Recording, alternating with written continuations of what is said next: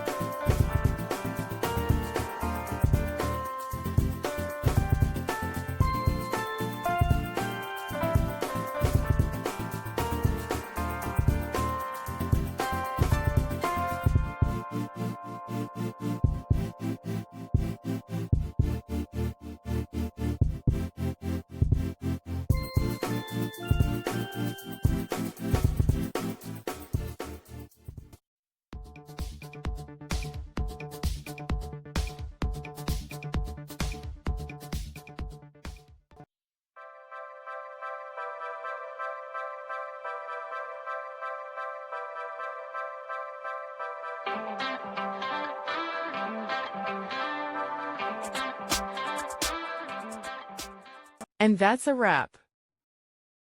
I hope you found the answer you were looking for.